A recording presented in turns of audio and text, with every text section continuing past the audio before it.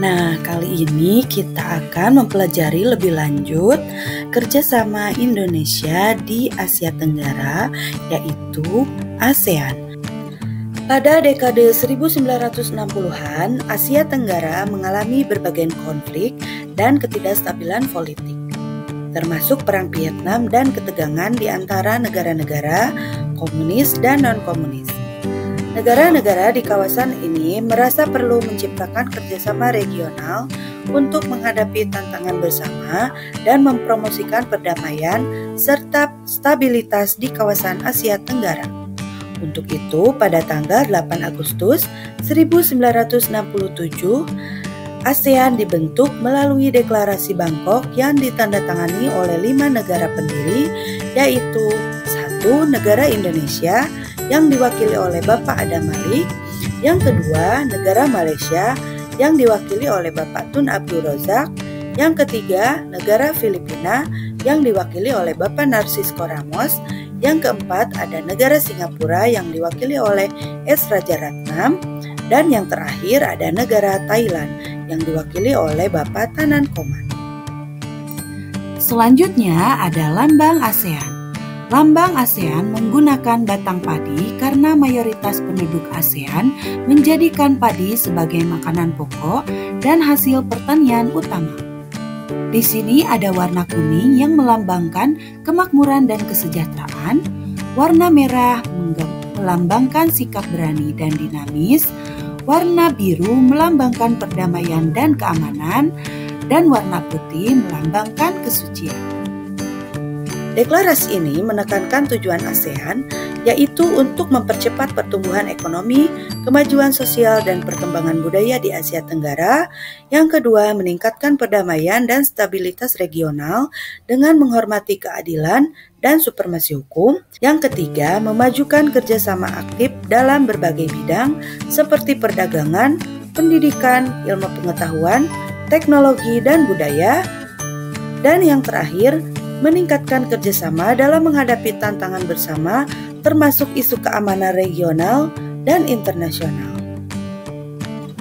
Adapun kerjasama ASEAN di berbagai bidang, yang pertama ada di bidang ekonomi, yaitu pembentukan AFTA atau Asian Free Trade Area untuk meningkatkan pasar tunggal dan meningkatkan investasi. Selain itu, ada juga proyek industri bersama seperti pabrik pupuk Korea di Aceh dan Malaysia serta pabrik diesel di Singapura.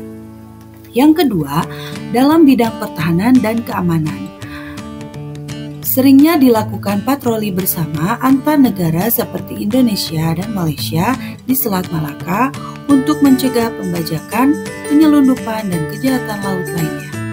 Ketiga, dalam bidang pendidikan, ASEAN mengadakan Asian Council of Teachers Convention atau ACT untuk meningkatkan kualitas guru dan adanya beasiswa atau program pertukaran pelajar di berbagai bidang termasuk kedokteran, bahasa, dan seni. Dalam bidang olahraga, ada kegiatan SEA Games yaitu kompetisi olahraga umum, ada ASEAN Para Games untuk difabel, dan Piala AFF untuk kompetisi sepak bola. Selanjutnya di bidang sosial, ada bantuan untuk negara berdampak bencana alam di ASEAN dan bekerja sama untuk pemberantasan narkoba. Selanjutnya yang terakhir ada di bidang teknologi, yaitu adalah adanya pengembangan jaringan kota cerdas ASEAN atau ASCN yang dipelopori oleh Singapura dengan Jakarta, Banyuwangi, dan Makassar sebagai peserta dari Indonesia. ASEAN berkomitmen untuk bekerja sama aktif di berbagai bidang dengan setiap negara anggota, termasuk Indonesia, yang berperan aktif dalam organisasi ASEAN. Peran penting Indonesia dalam ASEAN. Yang pertama ada pendiri ASEAN melalui Deklarasi Bangkok tahun 1967. Yang kedua, promotor perdamaian dan stabilitas keamanan regional pada konflik Kamboja, isu Laut Cina Selatan, dan krisis Myanmar. Yang ketiga, pemimpin dalam integrasi ekonomi atau masyarakat ekonomi ASEAN atau MEA. Keempat, penggerak pembentukan Piagam ASEAN tahun 2007. Yang kelima, berperan dalam penanganan isu lingkungan dalam kebakaran hutan dan asap Selanjutnya, berperan dalam ASEAN Political Security Community. Yang selanjutnya, sebagai inisiator ASEAN Outlook on the Indo-Pacific. Selanjutnya ada Ketua ASEAN secara berkala. Selanjutnya ada penguatan identitas dan solidaritas ASEAN. Dan yang terakhir, menginisiasi pembentukan